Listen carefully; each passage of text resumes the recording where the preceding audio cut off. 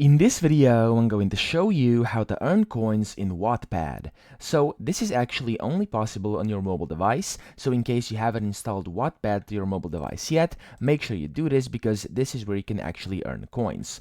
Over here, as you can see on my profile, I have over here in Wattpad. If I click on this coin icon over here, it's going to say that I have to first open the Wattpad app on my mobile device, and then you have to tap on the coin wallet on your profile. Then you can either buy coins, so we can basically just purchase different coin packs, or just subscribe to Premium Plus for monthly bonus coins, or you can earn coins by redeeming offers or watching ads, and that will give you, of course, bonus coins you'll be able to then use on different things, such as basically unlocking paid stories, etc. Okay, so that's pretty much it. That's how to earn coins in Wattpad. That's the only way. I hope this video helped you out. If it did, please subscribe to the channel and help me out as well.